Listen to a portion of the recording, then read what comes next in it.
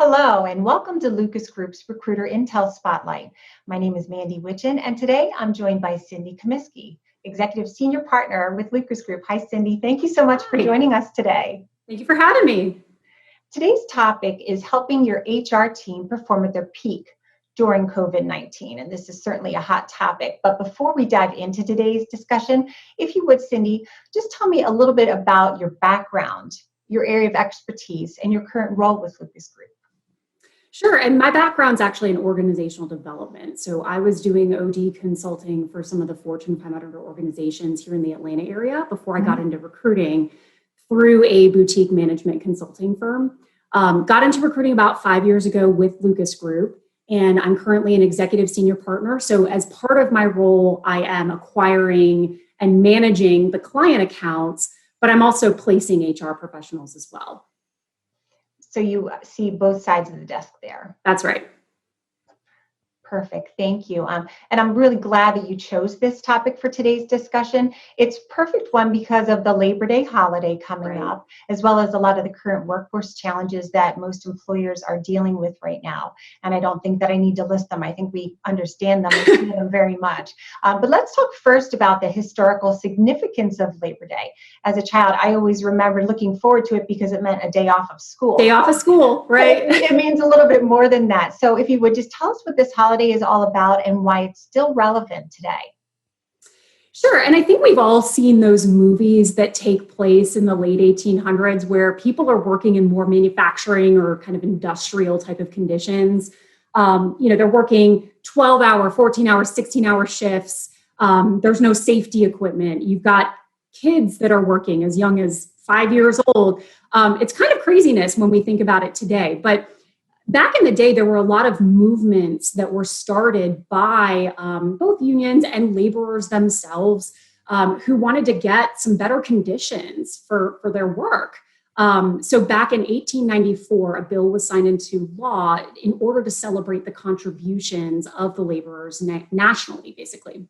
And I think it's still relevant today. I mean, we've come a very long way, certainly, but I think that from an HR perspective, we are still fighting for that employee. We still want to have better conditions. And, there's still some things to work on. I know many of us these days are not necessarily working in an industrial setting. We might be, in the office or, working at home right now.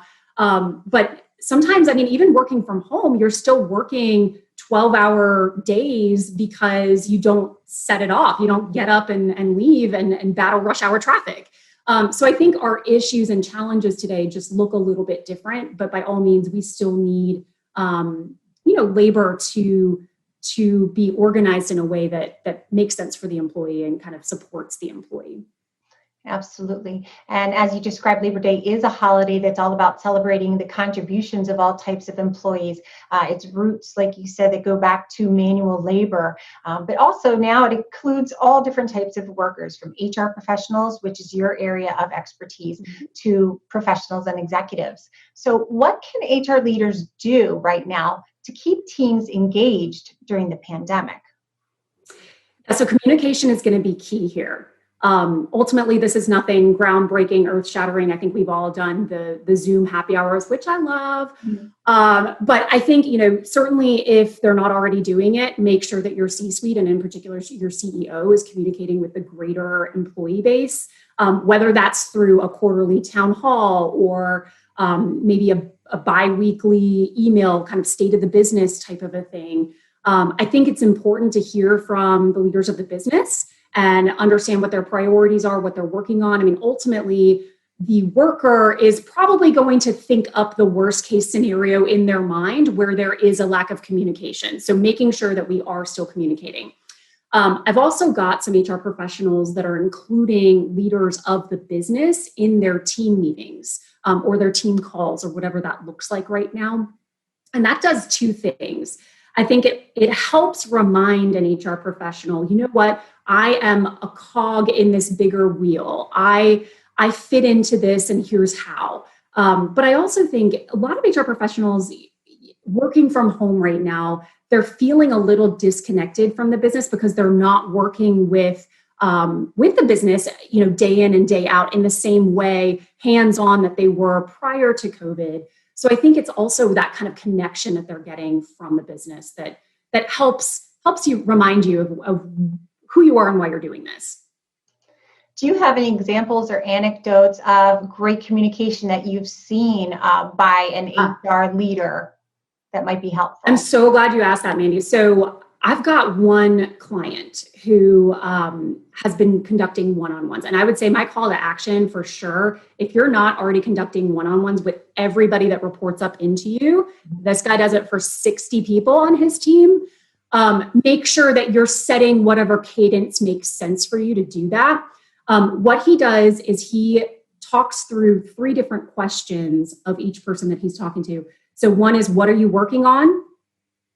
How can I help you? And then how do you feel? So it does get a little bit more personal. And I think that that's okay right now. Ultimately, when he started implementing this after the fact, he got, he basically got the highest level of engagement scores in the entire company. And we're talking a very large global organization here. So it's pretty significant.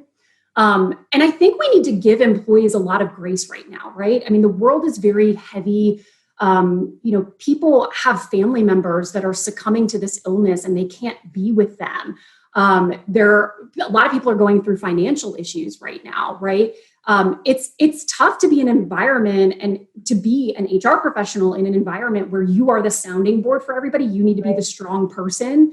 So I think it's okay to have one-on-ones and to really truly see your team member as they are, as a whole human, understanding that it's not just work related all the time. You're not just a number to us. We actually value you as an entire employee. So that's important too. Getting personal is not always a bad thing in this case. And there are 3 very simple questions. They're very human questions, like you said, and people do bring their whole selves to work. So I understand the importance there. And thank you for sharing that example. Aside from keeping the HR team engaged in a remote environment, as many of us are working from now, what more can an HR leader do to develop and grow their team right now? That's a really good question, because this is an area that I'm actually kind of concerned about in the HR field. I mean, we've got a lot of companies right now that are deciding to use their resources not for the growth and development of their employees, but towards other things to keep the business going, right? So I can understand if we can't all provide that formal growth and development that we once did.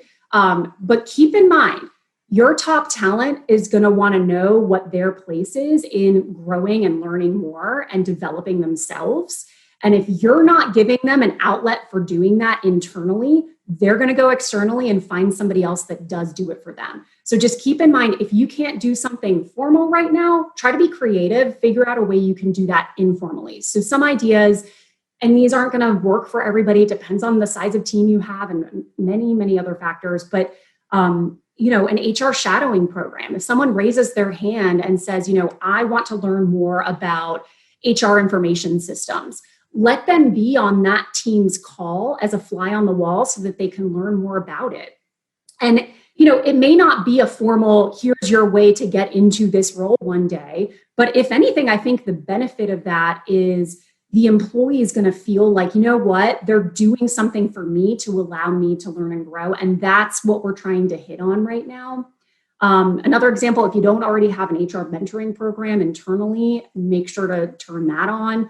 And then finally, because of the whole focus on well-being right now, see if anyone wants to create a training or coordinate a speaker to come in on things like financial wellness, on meditation, whatever works to help employees feel like they're avoiding burnout a little bit more, because that's a big issue these days. Right. And, even though we are in a pandemic, your top performers don't want to hit the pause button on their career growth and success. Not at all. They're thinking, what's in it for me, right? So that needs to be what's at the forefront of your mind too, and to make sure that you're kind of retaining them and keeping their engagement levels high too. It probably just takes a little bit of creativity with these distance challenges and people working virtually to really sort of embrace technology, I would think, and make it work for you. Because if you are having a Zoom meeting or a Teams meeting, you can invite another person to be a fly on the wall and just have them get into the mix, even if they're not all in the same room together. And that doesn't cost you anything. I mean, of course, it costs you time, right? Which I do want to call out. Like, I understand the difference. But by all means, you're not paying to send this person to a formal classroom-based setting, right? You're not, telling them to read books, like, things like that. You can get creative with how to grow and develop somebody. And again, it's more the act of saying, hey, I value you as an employee and I want to do what's best for you, which, if you're showing an interest in this, we want to make sure that we don't extinguish that flame. Makes sense. And then finally, I know from my own recent experience how challenging it has been recently to keep teams focused on performance. We've been in firefighting mode, it seems like many of us for a long time now, but we need to keep our eye on performance and measuring it and keeping it on track. But during a time when so many of us are working virtually and stress levels are high, how should HR leaders keep their teams focused on the job? I think there's so many distractions right now. So certainly that's something that can get in the way. But believe it or not, a lot of the HR professionals that I'm talking to, they feel like I have purpose. HR is really at the helm right now. This is a people issue. So the good news is I think that there are a lot of HR professionals out there that feel that sense of drive, that sense of purpose, and they are more connected than ever and focused on the end goal for HR. I do think that certainly on the other side of that, we do have to, where we can, think about allowing for mental health days, right? Make sure that your team doesn't get so burnt out because, again, they are that sounding board for other employees, right? And that can weigh very heavily on someone. If you can take off early on a Friday, those are some things that I'm seeing implemented now to kind of avoid that burnout from an HR perspective. But I think in terms of if you feel like your team is not focused on the business goal and you need to kind of get control of that, think through, if you haven't already, do a daily touch point with the team, right? Or maybe it's not daily, maybe it's 3 times a week, whatever cadence works for you. But make sure that you're specifically only talking about what's on everybody's priority list. Have any priorities changed? Where do people need support? And kind of make it that very quick, like I would say stand-up meeting, but often, we're all kind of remote now. So if you want to stand, I guess you could. But that would be a way that I would get my team to focus on the job at hand. Granted, that's a business-based meeting, and I think the one-on-ones are going to be more personal. That'd be my recommendation. Well, these have been some great insights that you shared today, and I'd like to thank you very much for your time. And if anyone who's watching would like to learn more about Lucas Group or to get in touch with Cindy, we'll be adding information at the end of this video on behalf of Lucas Group. Thank you very much for watching, and thank you, Cindy. Thank you, Mandy. I appreciate it. Thanks for watching, everyone.